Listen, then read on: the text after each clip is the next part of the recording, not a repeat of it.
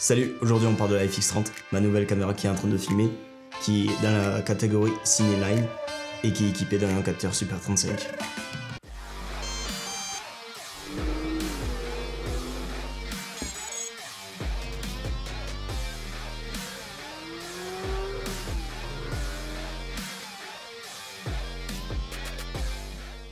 Alors la caméra, elle a coupé exactement le même châssis, le même design que la FX3. Donc elle est équipée d'un ventilateur qui lui permet en fait de ne pas avoir de problème de surchauffe. Et surtout, ce qu'on oublie, c'est que ça te permet de maintenir le capteur à une bonne température pour pas qu'il y ait de dérive colorimétrie, parce que quand la température monte en température ou quand il est froid, il n'a pas la même colorimétrie.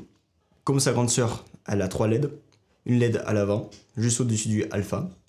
Une LED au-dessus, sur le bouton REC, une LED juste au-dessus de l'écran, un LCD, une barre plutôt. Alors les connectiques, là aussi, comme sa grande sœur, un HDMI A, donc super, pas de micro HDMI, une prise casque, micro, USB-C et micro USB, exactement pareil que la FX3.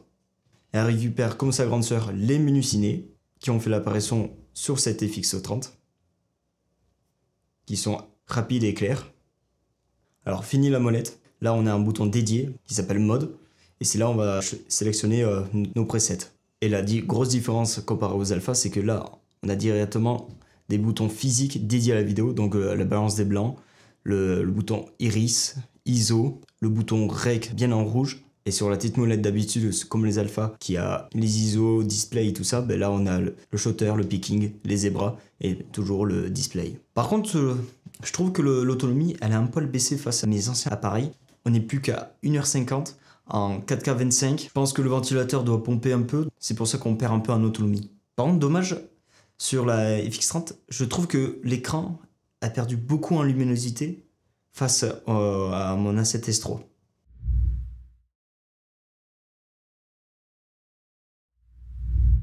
Alors, la FX30, elle est équipée d'un capteur 6K de 26 millions de pixels et de 20 millions de pixels effectifs pour la vidéo. Donc la 4K est suréchantillonnée de la 6K. Et le format d'enregistrement, on a du H264 en XAVC-S, H265 avec le XAVC-HS, du All-Intra avec du XAVC-S1 et de la DCI 4K. Les bitrates peuvent aller jusqu'à 500 mégabits en All-Intra 50 images par seconde, en 422 10 bits. Elle peut faire de la 4K 100 images par seconde, comme pour le 1080p 200 images par seconde. Le truc que je trouve dommage, c'est que sur le 4K 100, qui fait un crop de 1,6, je me dis c'est pas bien grave.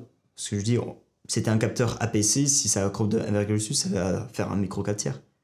Sauf que non, si on crop de 1,6 sur un capteur APC, ça devient un capteur 1 pouce. Donc on perd beaucoup en question de dynamique et en qualité d'image. Après, ça reste suffisant parce qu'on a assez de millions de pixels pour faire de la 4K full, comme s'il ferait un A7S III. Mais c'est juste, voilà, on passe sur un capteur 1 pouce comme un Mavic 2 Pro. Et le format 4K DCI, le format 16 neuvième de base, on utilise la totalité du capteur. Et en fait, le format DCI, ça croppe légèrement en haut et en bas. Et on augmente en résolution. En fait, ça vient suréchelonner sur la 6K. Donc, on gagne un peu en résolution, mais on perd en fait en détail le bas et le haut du capteur. Donc, bien sûr, elles peuvent faire du RAW, du RAW 16 bits avec un Atomos Ninja 5. Et elles peuvent faire de la 4,7K à 50 images par seconde. Alors sur le format DCI, elle peut se mettre à 24 images par seconde et avoir le shutter par contre 1/48e, mais il faut redémarrer l'appareil. Et vice versa, si on veut se remettre à 25, il faut redémarrer l'appareil. Je vois pas l'intérêt, mais d'accord. C'est Sony qui a décidé comme ça. Je trouve ça un peu bête. Elle est équipée bien sûr d'un obturateur électronique, non mécanique. Et le truc qui est bien, c'est qu'on peut gérer l'obturateur variable. Donc par exemple quand on a des lumières de mauvaise qualité, qu'on commence à avoir des barres où ça fait quelque chose de bizarre sur la lumière, là on peut au shutter près bind avec la lumière. Elle est aussi équipée de la carte de mise au point qui te permet de voir si tu es net ou pas. Grâce à des couleurs rouges ou bleues pour te dire si tu es net sur ton sujet ou pas. Et vu qu'elle a un obturateur électronique et elle n'est pas équipée d'un obturateur mécanique, elle n'a pas cette fonctionnalité comme la 7 IV et les autres d'avoir un rideau qui se met devant le capteur pour éviter que les poussières aillent dessus.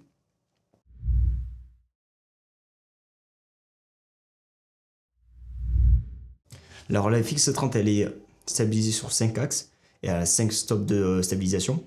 Elle a 3 modes de stabilisation, donc pas de stabilisation du tout. Stabilisation capteur, stabilisation active qui fait un crop. Moi j'ai mesuré de 13%. Moi je trouve ça un peu dommage par contre qu'elle a que 5 stops de stabilisation comparé à l'Alpha 7 R5 qui a 9 stops de stabilisation alors que c'est un capteur plein format. Logiquement tu as moins de place pour le stabiliser et avec la FX30 a moins de stabilisation alors que c'est un capteur Super 35 donc il y aurait eu bien plus de place pour mieux stabiliser ce capteur. Donc là j'ai fait des tests de stabilisation. Je tiens à signaler que j'ai un Tamrod 18300 qui est stabilisé. Donc le premier test, j'ai pris l'appareil avec la stabilisation en mode off.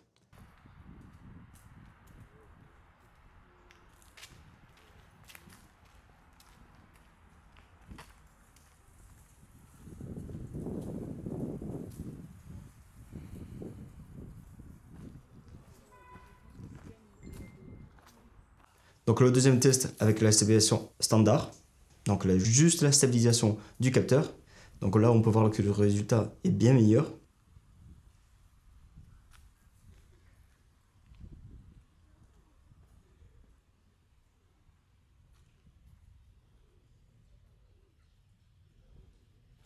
Et donc le dernier c'est bien sûr la stabilisation active.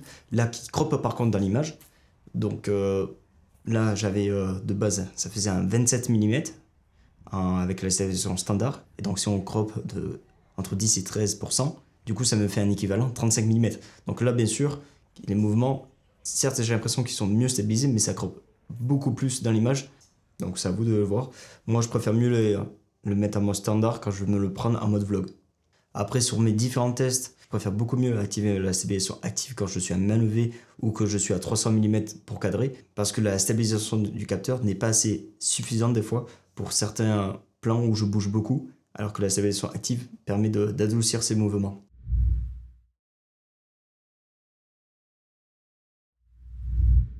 Alors la FX30, elle est donnée pour 14 stops de dynamic range, et en tout cas pour la dynamique, je la semble largement suffisante comparé à mon A7S3 qui était donné pour plus de 15 stops de dynamique. J'ai pas vu trop de différence. Alors les zébrages, moi je les mets à 97-98. Ça me permet, moi, quand je mets ma lutte de prévisualisation, RED 69, de voir si mes hautes lumières sont cramées ou pas. Dès que ça apparaît, je sais qu'il me reste un peu de marge avant que mes hautes lumières soient cramées. Vu que sur la waveform, il me reste beaucoup d'informations dans les hautes lumières. Elles ne sont pas saturées ni écrasées. Donc là, je sais que je peux retravailler mes hautes lumières et je perds pas d'informations. Par contre, pour voir vraiment toute la dynamique du capteur, quand je désactive la lutte, que je mets dans les zébras, on peut voir que quand je mets à 95, je n'ai plus de zébras. Je pense qu'on arrive à la limite du capteur. Donc quand on met pas de lutte, on ne pourra pas avoir plus que 95 de zébras. Par contre, donc si on met en dessous, vers 94, on arrive à la limite. Et là, on commence à avoir de la compression des informations des hautes lumières. Donc je préfère mieux le laisser à 93, comme ça, au moins dès qu'ils affichent, je sais que j'ai encore un peu de marge, mais il ne faut pas aller plus parce que je vais avoir une compression des hautes lumières, voire une saturation et perdre des informations dans les hautes lumières. Et bien sûr, sur la FX30, vous pouvez importer vos luttes, donc avoir vos propres luttes pour visualiser quand vous êtes en train de filmer.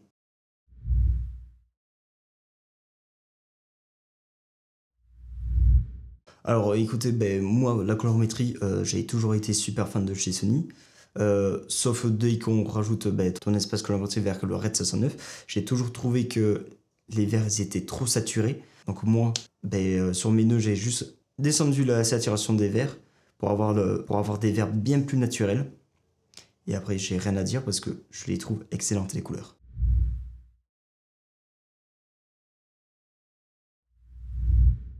Donc la FX30, sa plage d'ISO en S-Log 3, c'est de 800 à 32 000 ISO et son double ISO natif il est à 2500. Alors S-Cineton, sa plage d'utilisation est de 100 et son double ISO natif il est à 400. Et là pareil c'est de 100 à 32 000 ISO, mais à 32 000 ISO ça devient dégueulasse sur le S-Cineton. Alors vu qu'on est sur la gamme cinéma de chez Sony, on a l'option Ciné Eye. Alors le Ciné Eye sur les caméras cinéma de chez Sony, en fait, ça vous permet de travailler sur le premier ou le double ISO natif.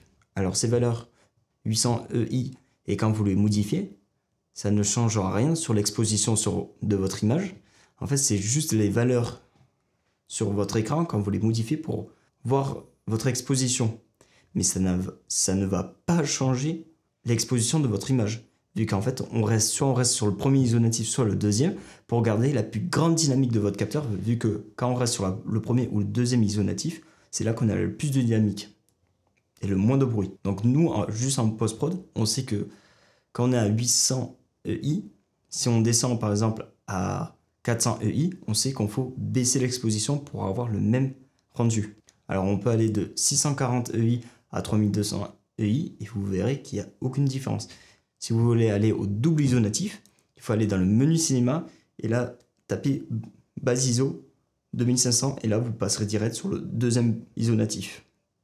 Donc par contre je voulais voir qu'est-ce que ça donnait en low light quand on monte dans les ISO. Moi qui ai été habitué avec mon A7S3 qui pouvait monter jusqu'à 100 000 ISO, je voulais voir qu'est-ce que ça donne. Alors je tiens à signaler que mon objectif est pas très lumineux, il est à f3.5, donc qui est déjà bien plus fermé que mon ancien objectif, le Sigma 2870 qui ouvrait constant à 2.8. Et donc là en plus on est sur un capteur Super 35 et non plein format. Donc je voulais voir qu'est-ce que ça donne.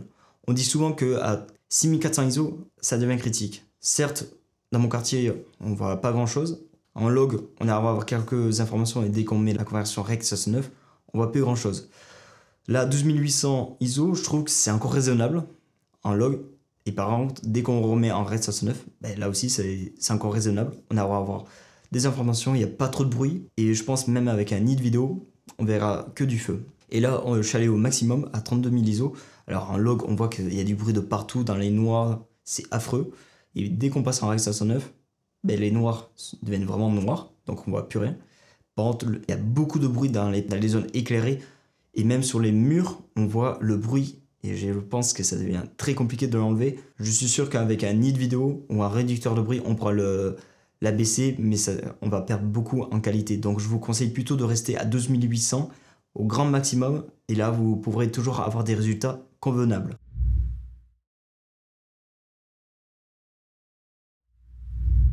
Alors pour l'autofocus, la FX30 a 495 points pour la vidéo et question d'autofocus. Alors moi qui ai eu la 7S3, qu'on disait l'autofocus il est super bon, ben, j'ai l'impression qu'avec la FX30 on est passé encore un peu au-dessus parce que depuis que je l'ai testé, tous les sujets que j'ai eu, animaux, parce qu'on a bien sûr, comparé à la 7S3, la détection des humains, des animaux qui a été améliorée, et des oiseaux enfin. Pour la 7S3 qui coûte 4200 €, on n'a pas la détection des oiseaux. Et donc l'autofocus, je le trouve incroyable. Avec tous les sujets que j'ai eu zéro perte de l'autofocus. Là vous pouvez voir sur le pan, j'ai activé la détection oiseau, et là donc on voit sur le pan que la FX30 fait le point sur l'œil. Il y a le petit carré pour dire que voilà, l'autofocus est fait sur l'œil. Vous voyez que là ça lâche pas. Le pan il tourne la tête, il revient. L'autofocus refait à chaque fois sur l'œil, et même quand il marche, il ne lâche pas. Je trouve ça impressionnant comment l'autofocus ne lâche pas. Donc j'en suis très satisfait. Par contre, le truc que je trouve dommage, c'est que ils ont sorti la 6700, et sur la 6700 qui est une copie directe de la FX30, qui ont quasiment tout en commun, ils ont rajouté la puce IA de l'autofocus sur la 6700, cette puce IA qui est venue avec la 7R5. Et bien on l'a pas sur la FX30, alors que la FX30 coûte plus cher et ils sont identiques les deux caméras. Je trouve ça dommage, mais bon, pourquoi reprocher à ça sur la FX30 alors que déjà de base l'autofocus a rien à dire. Il est super bon. Par contre, moi je trouve le seul point négatif, c'est que on a un joystick, mais par contre il est au-dessus de la caméra et je le trouve pas du tout ergonomique. Alors la prise en main c'est horrible. J'ai adoré sur les alpha le joystick à côté de l'écran. Je le trouvais qui tombait bien sur le pouce. Là je le trouve désagréable, imprécis, parce que déjà il ressort pas. Je le trouve pas bien vraiment. Je le touche quasiment plus. Avant j'ai adoré sur mes zones pour pouvoir les bouger. Là je galère. Je trouve ça nul. Clairement, je trouve ça nul son emplacement.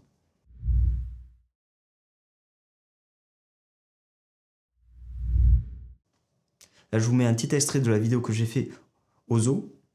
J'avais juste la FX30 et un Tamrod 18300 stabilisé. Et donc, tout à main levée.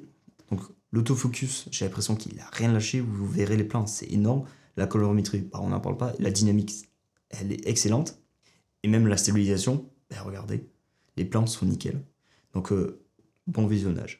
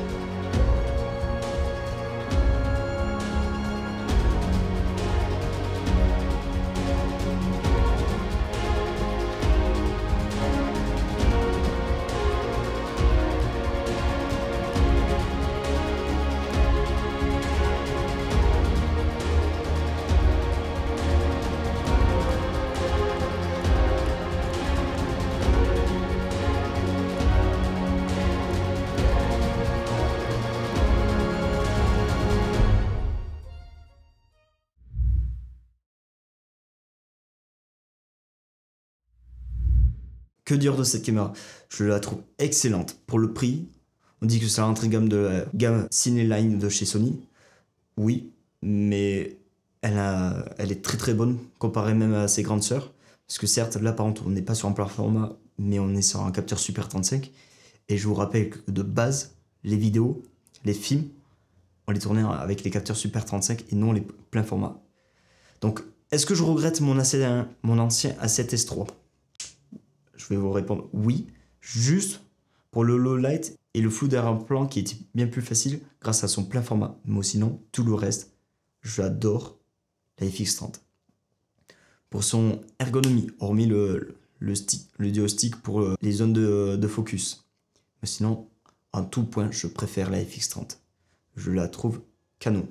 Et surtout, à un prix 2 fois moins cher qu'un A7S III. Et elle est donnée pour 2300 €. Et de plus, elle est approuvée Netflix. Donc voilà, que dire de plus? J'adore cette caméra. N'hésitez pas à laisser des likes, à vous abonner. Et sur ce, je vous dis bon vol.